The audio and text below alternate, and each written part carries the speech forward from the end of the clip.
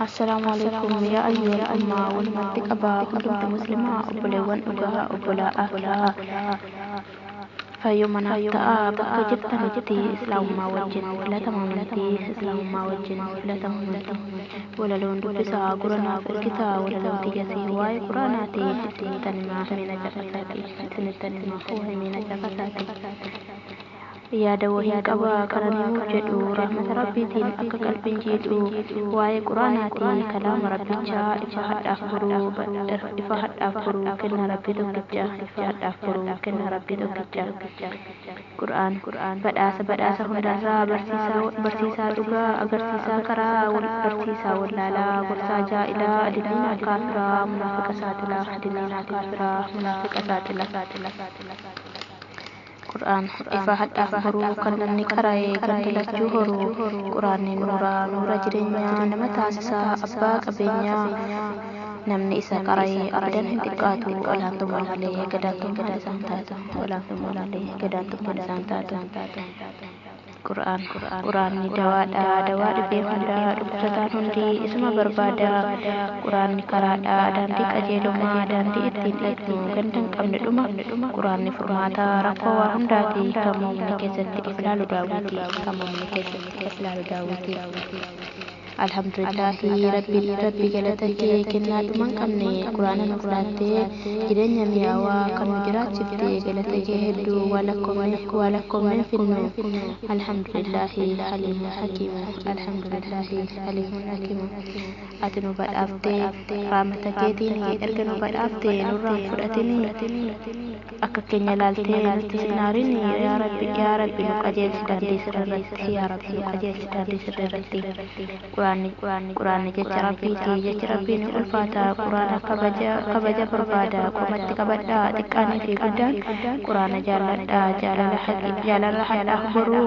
quraanni qaaliidha kan muumni isaan ittiin jannata seenu quraanni qaaliidha kan muumni isaan jannata seenu quraanni ifaadha ifa hadhaaf boruu quraanni wabiidha kan ganda akiraa jaarsummaa dhaabbataa guyyaa dhabne fira jaarsummaa dhaabbataa guyyaa dhabne fira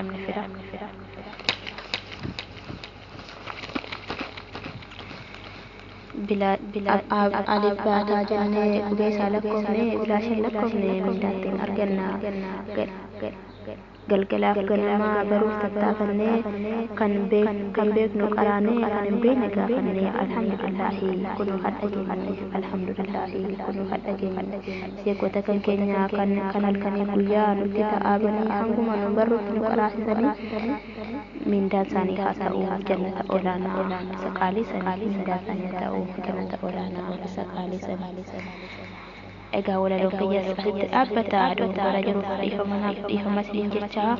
assalaamu alaikum warahmatullaahi wabarakaatuh bakkuma jirtanitti nagaanaaf ta'aati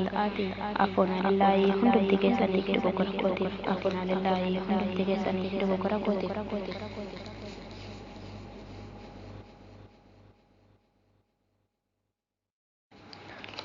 Assalamualaikum ya ayyuhal umma walummatti qabaa hundumti muslimaa obboleewwan dhugaa obbolaa akhiraa fayyumanaaf ta'a bakka jirtanitti islaamummaa wajjin filatama amantii islaamummaa wajjin filatama amantii walaloon dubbisaa guranaaf ergitaa walaloon tiyyasii waa'ee quraanaati ittinitanimaa himina caqasaati yaada wahii qaba kananimuuf jedhu rahmata rabbiitiin akka qalbiin jedhu waa'ee quraanaati kalaama rabbichaa ifa hadhaaf furuu kenna rabbii tokkicha ifa hadhaaf furuu kenna rabbii tokkicha quraan badhaasa hundarraa barsiisaa dhugaa agarsiisaa karaa barsiisaa wallaalaa gorsaa jaa'ilaa adiliina kaafiraa munaafiqa saaxilaa adiliina kaafiraa munaafiqa saaxilaa Quran ifa hadhaaf furuu